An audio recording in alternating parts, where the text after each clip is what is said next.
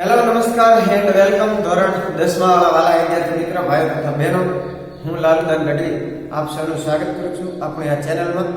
આજના વિડીયોમાં મિત્રો મિત્રતા વિશે એક બહુ સરસ વાત કરવામાં આવી છે. હિન્દીમાં એક એવી પંક્તિ છે કે મિત્ર કીજીએ મર્દ મિત્ર મન દર્દ મિટાવે, મિત્ર કીજીએ મર્દ ખુશામત કર નહીં ખાવે, મિત્ર કીજીએ મર્દ કામ વિપત में આવે, મિત્ર કીજીએ મર્દ સત્ય કહેકર સમજાવે. એવો મિત્ર હોવો જોઈએ કે સાચી વાત છે તે આપણા જીવનમાં આપણને કઈ બતાવે. એવો મિત્ર હોવો જોઈએ કે જેને આપણી પાસેથી ખુશામત કરીને કાંઈ લઈ લેવાની દાનત ન હોય.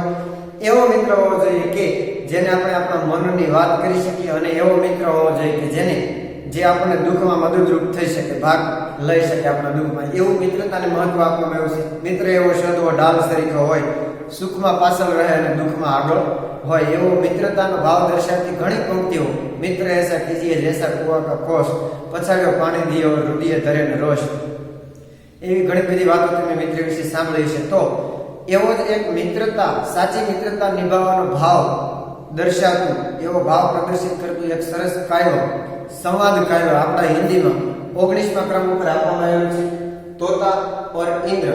इसके बारे में आज हम अभ्यास करके समझ प्राप्त करेंगे. सबसे पहली बात, इनके कवि लेखक जो नरेंद्र मालवीय द्वारा लिखा गया है यह काव्य और बुक ऑफ नॉलेज से यह लिया गया है. नरेंद्र मालवीय हिंदी साहित्य के एक ऐसे कवि थे जो बहुमुखी प्रतिभाशाली कवि के रूप से जाने जाते हैं. ठीक है, तो आज हम तोता और इंद्र काव्य के बारे में अभ्यास करके समझ प्राप्त करते हैं. ठीक है, सबसे पहले हम काव्य को सुनते हैं. इसमें ऐसी कुछ बात की गई है कि सुनो भाइयों, तुम्हें सुनाते आज एक प्राचीन कहानी, जो है अति सुंदर अति अद्भुत सचमुच कहानियों की रानी. पुण्य भूमि काशी की महिमा चारों दिश में थी अति गुंजित, देवों सहित देवपति उनको लखकर होते थे अति हर्षित. गुजर रहे थे इंद्र एक दिन, जबकि निकट के निर्जन वन से देखा एक पेड़ अति भारी, सूखा निर्जीवित सा तन से.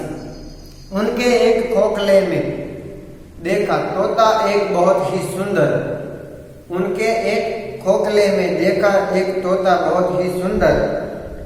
हुआ इंद्र को बेहद अचरज, उनको सूखे तरु पर लगकर. इसमें ऐसी कुछ बात की गई है कि सुनो भाइयों, तुम्हें सुनाते आज एक प्राचीन कहानी हम आपको सुनाते हैं. वो इस काव्य के रूप में रजू की गई है, दर्शाई गई है. ठीक है, वैसे तो है कहानी, लेकिन उनका स्वरूप काव्य के रूप में इसको प्रस्तुत किया है कवि मालवीय ने. कवि नरेंद्र मालवीय ने हमारे यहाँ ये इस काव्य को प्रस्तुत किया है. पुण्य भूमि काशी की महिमा, यानी कि पुण्य भूमि काशी की बात की गई है. काशी की महिमा चारों दिशा में थी अति गुंजित, चारों दिशा में काशी की महिमा गूंज रही थी. और देवों सहित देवपति उनको लखकर होते थे अति हर्षित, यानी कि देवों, सभी देव और देवपति यानी कि देवों का राजा इंद्र, सब उनको लखकर होते थे अति हर्षित. सब इन्हें देखकर अति आनंदित और अति हर्षित होते थे. ऐसी उनकी महिमा थी. पुण्य भूमि काशी की महिमा चारों दिशा में थी अति गुंजित. और आगे कहते हैं कि गुजर रहे थे इंद्र एक दिन, जबकि निकट के निर्जन वन से, यानी कि पास में जो एक बहुत अच्छा निर्जन वन था. जन यानी कि इंसान, निर्जन यानी कि जहां कोई इंसान ना हो, ऐसी जगह, ऐसा स्थल, वहां से एक दिन इंद्र गुजर रहे थे. तो फिर क्या हुआ, देखा एक पेड़ अति भारी. उन्होंने एक पेड़ देखा, लेकिन वो पेड़ कैसा था, सूखा निर्जीवित सा तन सा. निर्जीवित जैसे कि इसमें कोई जीव ना हो, ऐसा निर्जीवित सा तन से, निर्जीवित तन वाला सूखा हुआ बिना पर्ण वाला एक पेड़ उन्होंने वहां देखा. फिर क्या हुआ, उनके एक खोखले में देखा तोता एक बहुत ही सुंदर. वह जो पेड़ था उनके एक खोखले में, यानी कि उस पेड़ के ऊपर उन्होंने एक जगह पे जहां बैठा जा सके ऐसी जगह पे एक तोते को देखा. और फिर क्या हुआ इंद्र को बेहद अचरज, यानी कि इंद्र को बेहद बहुत अचरज हुआ. वो अचरज से देख रहा था कि उनको सूखे तरु पर लगकर, हो तोते को सूखे तरु पर बैठा हुआ देखकर इंद्र को अचरज हुआ था इस बात का कि इतना बड़ा वन है, विस्तृत वन है, सभी और हरियाली छाई हुई है, बड़े हरे भरे वृक्ष है, लेकिन फिर भी यह तोता इस वृक्ष पर क्यों बैठा है, सूखे तरु पर क्यों बैठा है? इसीलिए पूछा उन्होंने तुरंत उनसे, क्या न मूर्खता है यह भारी? यह तुम्हारी मूर्खता नहीं है? इंद्र कहते हैं, तोते से कहते हैं, पूछा तुरंत उन्होंने इनसे, क्या न मूर्खता है यह भारी? यानी कि तोते को कहते हैं कि तुम्हारी यह मूर्खता नहीं है। मूर्खता क्यों कहा गया है कि क्या न मूर्खता है यह भारी? इस सूखे तरु पर तू रहता बन करके अनजान अनारी। यानी कि सभी जगह हरे भरे वृक्ष है, लेकिन फिर भी तुम इस सूखे तरु पर रहता बन करके अनजान अनारी। तुम जानते हो कि यह सूख गया है, लेकिन फिर भी तुम इनके ऊपर रहते हो, यहाँ बैठे हो, अनजान, जानते हुए भी अनजान बनकर, अनारी बनकर रहता है। अनारी शब्द भी हमारे लिए नया है। अनारी का मतलब होता है अनारी यानी कि नादान।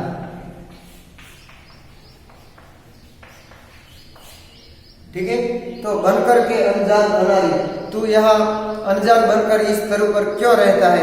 ऐसा उन्होंने यानी कि इंद्र ने तोते को पूछा। फिर आगे इंद्र कहता है कि हरा भरा तरु कहाँ नहीं है क्या इस विस्तृत सुंदर वन में? यानी कि तुम देखो इस सुंदर वन में सभी जगह हरा भरा तरु है, बहुत से सारे पेड़ पौधे हैं, चारों ओर हरियाली है, लेकिन फिर भी तू इस तरु पर रहता है। इसलिए इंद्र कहते हैं कि हरा भरा तरु कहाँ नहीं है क्या इस विस्तृत सुंदर वन में? इस सुंदर वन में कहीं तुम्हें हरा भरा तरु नहीं दिखाई देता क्या? इसमें विस्तृत वन में, सुंदर वन में हरा भरा तरु कहीं नहीं है? ऐसा कुछ है, लेकिन ऐसा तो था नहीं। तो फिर इंद्र उसे कहता है कि भला यही रहने में सोचा है क्या हित निज मन में तूने? यानी कि वो कहता है कि भला यही रहने में तूने सोचा है क्या हित निज मन में? इस सूखे तरु पर रहने में तुमने अपना हित सोचा है क्या? यानी कि तुमने क्या सोच रखा है? हित यानी कि अपना हित निज मन में। निज यानी कि अपने, निज का मतलब होता है अपने मन में। अपने मन में तूने क्या सोच रखा है? क्या हित है तुम्हारा इस तरु पर रहने में? ऐसे इंद्र ने तोते से पूछा। तो फिर आगे क्या हुआ देखिए, कहानी में कवि कहते हैं कि तोता बोला, महाराज यह तरु पहले था बेहद सुंदर। यानी कि यह तरु है पहले बेहद बहुत सुंदर था, सारे वन में एकमात्र ही सबसे अच्छा, सबसे मनोहर। यानी कि सारे वन में यह एक तरु यानी कि यह झाड़, तरु का मतलब होता है पेड़, झाड़, ये सब सारे वन में यह एकमात्र था, सबसे अच्छा। सभी वृक्षों से, सभी पेड़ों से, सभी तरुओं से यह पेड़ बहुत अच्छा था, सबसे मनोहर यानी कि मन को हरने वाला, मनमोहक, ऐसा सबसे अच्छा यह तरु था। सबसे अच्छा, सबसे सुंदर, जैसा ही था यह सबसे सुंदर। ये बात करते हैं कि जैसा यह सबसे सुंदर तो था, लेकिन इतना ही नहीं, वैसा ही था यह बलशाली। यानी कि ये बहुत घेरा हुआ घटादार वृक्ष था, बहुत सी अच्छी सारी डालियां थी, बहुत से पत्ते थे, ऐसा बलशाली भी था। बहुत से पक्षी इन पर रहते थे, बहुत से पंछी इन पर रहते थे, ऐसा ही था यह बलशाली। और आगे कहता है कि यह ही था इस वन की शोभा, यह ही था इस वन की शोभा, भाग्यवान अति गौरवशाली। यानी कि भाग्यवान था और गौरवशाली था, सारा वन इस वृक्ष पर गौरव ले सकता था कि सबसे अच्छा सारे वन में यह ही तरु है। और वो कहता है कि चिड़िया, तोते, कोयल, मैना, सबको ही यह बेहद प्यारा था। यानी कि सभी पंछियों को यह बेहद प्यारा था, सबसे अच्छा लगता था। और महाराज यह कुरूप तरु ही, यानी कि यह कुरूप तरु शोभा में सबसे न्यारा था, इनकी शोभा सबसे न्यारी थी, सबसे अच्छा था। लेकिन अब वो कुरूप दिखाई दे रहा है, पहले यह इतना ज्यादा कुरूप नहीं था। फिर कहता है कि मैं जन्मा हूँ इस पर। वैसे तो हमारी टेक्स्ट बुक में ऐसा लिखा गया है कि मैं जन्मा हूँ इस पर, मेरे ख्याल से जन्मा हूँ वो वर्तमान काल की बात हो गई, जन्मा हूँ ऐसा नहीं आ सकता। लेकिन मैं जन्मा था इस पर, ऐसा शब्द यहाँ हो सकता है, कोई टाइपिंग के समय ऐसा हो सकता है। लेकिन फिर भी तोता यह कहता है, अपने भूतकाल की बात बताता है कि मैं जन्मा था इस पर जब इसकी शोभा थी नई निराली। यानी कि यह सब इसकी शोभा नई निराली था, नई निराली थी इस पेड़ की शोभा, तब मैं इसके ऊपर जन्मा था। दूसरी बात में भूतकाल की बात की गई है, जब इनकी शोभा थी नई निराली, भूतकाल की बात थी, तब मैं इसके ऊपर जन्मा था। अभी जन्मा हुआ ऐसा शब्द यहाँ सुसंगत नहीं लगता इसीलिए। और बाद में आगे बताता है कि अतः मुझको प्यारी है, अतः मुझको प्राणों से भी प्यारी है इसकी डाली डाली, यानी कि इस पेड़ की सभी डालियां मुझे प्राणों से भी अधिक प्यारी है। फिर कहता है कि इसकी मोदमयी छाया में, मोदमयी शब्द इसका मतलब होता है आनंददायी, इसकी मोदमयी छाया में मैंने था निज होश संभाला, यानी कि मैंने अपना होश, अपने जीवन की शुरुआत भी इस पेड़ के ऊपर से ही की थी। यह है मुझको गाना, मुस्काना, उड़ना सिखलाने वाला, यानी कि यह पेड़ मुझे गाना सिखलाने वाला है, मुस्काना और उड़ना सिखलाने वाला यह पेड़ है।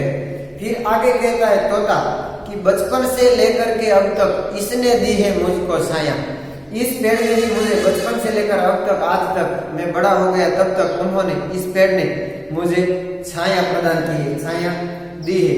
बचपन से लेकर के अब तक इसने दी है मुझको छाया, मैंने हरदम इसको सुख दुख का सच्चा साथी पाया, यानी कि सुख और दुख सब में इस पेड़ को ही मैंने अपना सच्चा साथी, सच्चा मित्र, सच्चे मित्र के रूप में मैंने इनको पाया है। फिर तोता आगे बताता है महाराज इंद्र को, वो कहता है किंतु आह, देखिए उनके मुख से उद्गार चिन्ह निकल रहा, उद्गार निकल रहा है, वहां उद्गार चिन्ह आता है किंतु आह।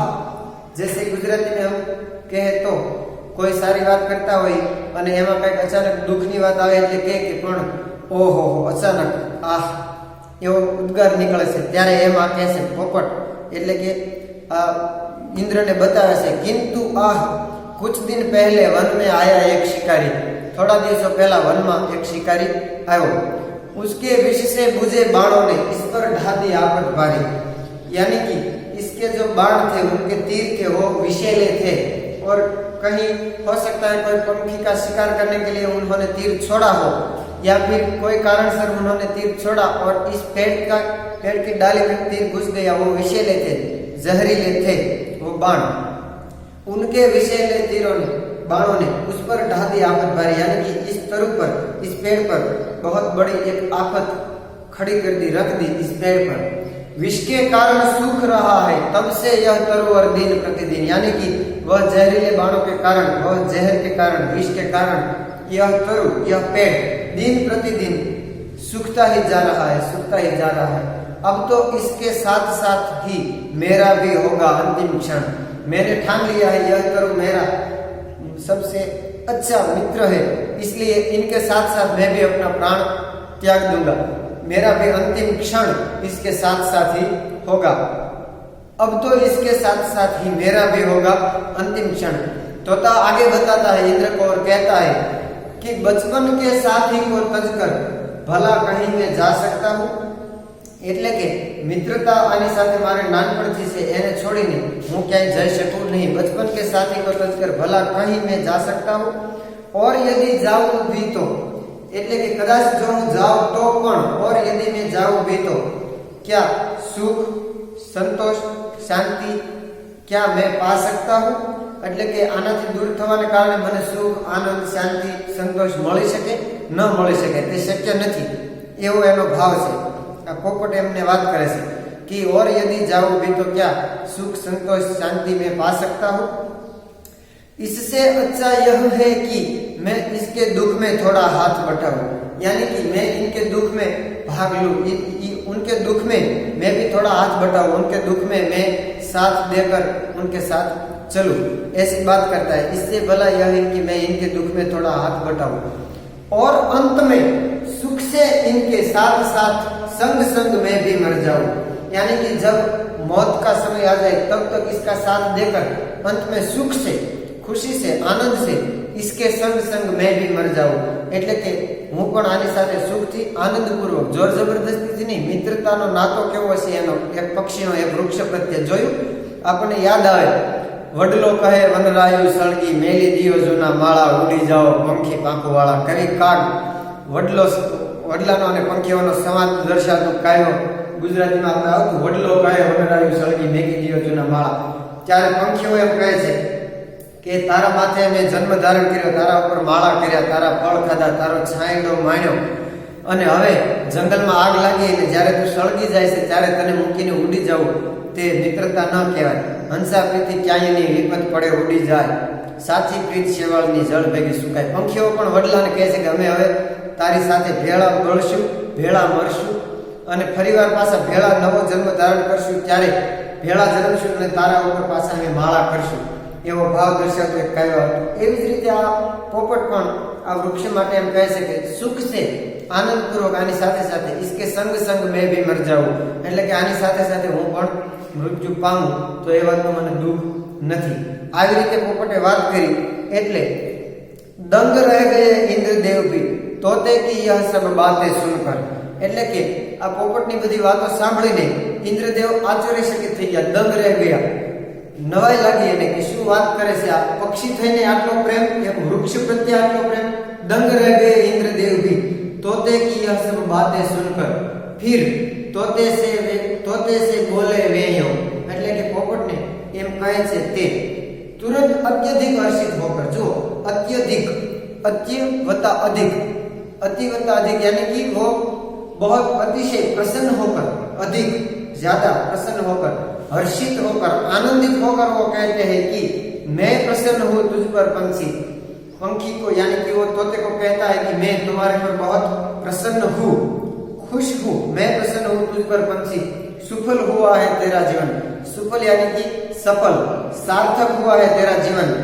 मैं प्रसन्न हूँ तुझ पर पंछी, सुफल हुआ है तेरा जीवन. और आगे कहता है कि मांग तुरंत वर कोई मुझसे, वर यानी कि वरदान.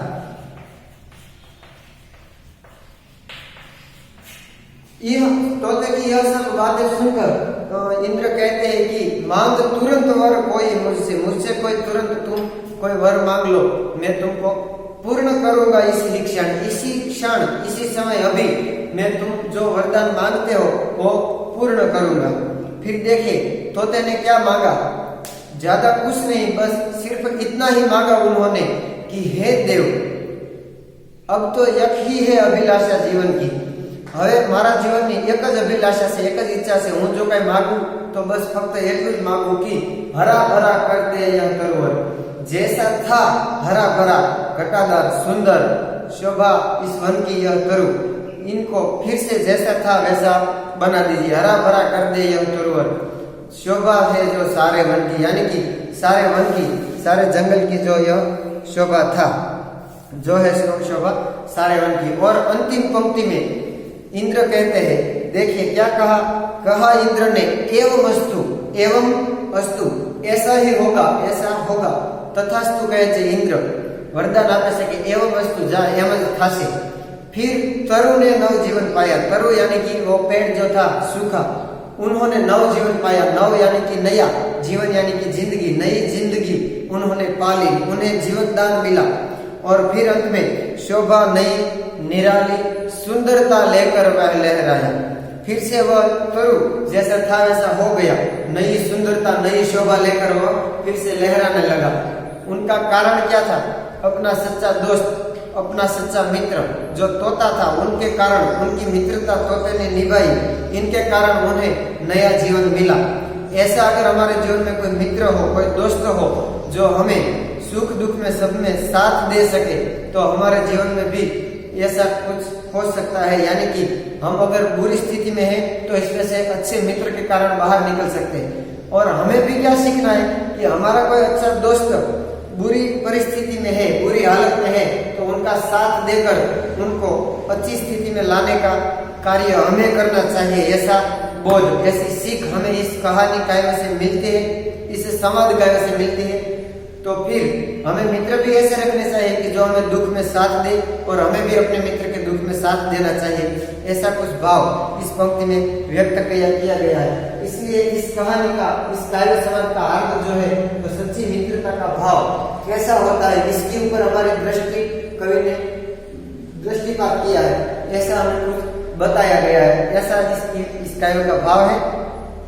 और फिर इस काव्य के बारे में यदि आपको समझ के बारे में कोई प्रश्न है तो आप कमेंट में पूछ सकते हैं. और यहाँ हमारा यह काव्य पूरा होता है.